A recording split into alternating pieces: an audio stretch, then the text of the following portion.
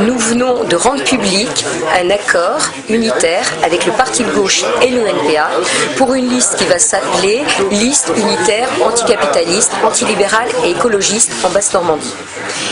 Donc cette liste aura 4 têtes de liste. Une tête de liste régionale, ce sera moi, Christine Coulon, conseillère municipale sur Alençon, militante du NPA. Sur le Calvados, ce sera Fabrice Fauré, militant du parti de gauche. Sur la Manche, Nathalie Ménard, militante du NPA. Et sur l'Orne, Jean-Claude Marie, militant du PG. Nous avions entamé depuis septembre des rencontres au niveau des 3 départements, puis des rencontres au niveau régional.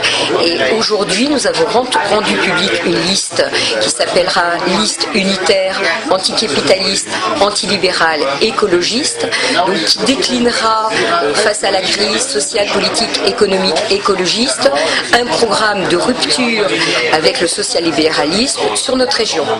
Alors c'est un accord de premier tour, de liste indépendante du Parti socialiste, du PC, puisque sur notre région, le Parti communiste ira dès le premier tour avec le Parti socialiste. C'est aussi une liste indépendante de la liste qui va être présentée par Europe Écologie, puisque le bilan de cette liste, c'est le bilan de l'EPR qu'ils ont cautionné sur notre région. Et puis surtout, une liste indépendante de cette droite locale bas-normande qui relaie toutes les initiatives patronales. C'est un scrutin de tours, donc c'est un scrutin profondément antidémocratique. Donc c'est un scrutin qui ne permet de se maintenir que si on fait 10%. Bon, donc nous on estime que la démocratie, c'est que la population soit représentée politiquement. Donc il y a une possibilité qui est donnée par la loi que toute liste qui fasse plus de 5% puisse fusionner avec une liste qui en fasse plus de 10%. Alors peut-être que c'est nous qui ferons 10%, plus 10%, et qu'on proposera... voilà. Bon, non, mais je plaisante. Mais ça veut dire que nous, on pense que le meilleur moyen de battre la droite au second tour, c'est de réunir les forces et de réunir, je dirais, l'électorat pour battre cette droite. Mais en toute indépendance de notre part.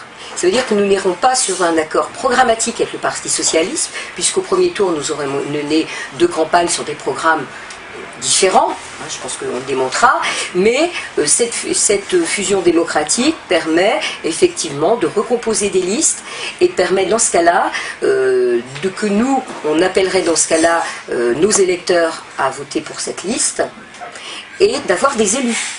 Parce que ce n'est pas indifférent d'avoir des élus dans les institutions aujourd'hui. Avoir une opposition de gauche dans un conseil régional, je pense que c'est quelque chose qui peut apporter, je dirais, d'abord permettre parfois de relayer ce qui se passe, d'informer la population des choix qui sont faits par la majorité, et puis de pouvoir aussi développer nos propositions dans ce cadre-là. Bon, moi je suis conseillère municipale sur la ville d'Alençon, c'est ce que je fais. Je pense que là, on sait à quoi ça sert, c'est utile.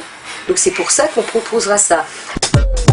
Donc déjà, moi ce que je voudrais dire, c'est que c'est pour nous une bonne nouvelle que les deux principales forces antilibérales, anticapitalistes et écologistes de la région soient parvenues à un accord politique pour construire des listes unitaires.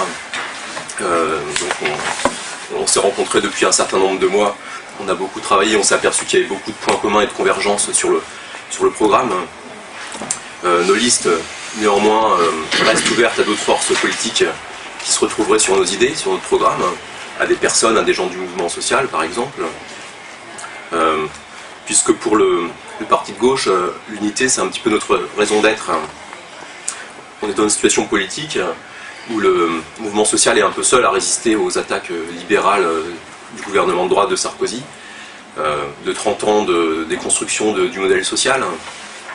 Et donc il nous semble qu'il faut faire en sorte qu'il y ait un débouché politique à toutes ces luttes, parce que le mouvement social est en résistance, et donc il faut aussi des avancées, des débouchés politiques.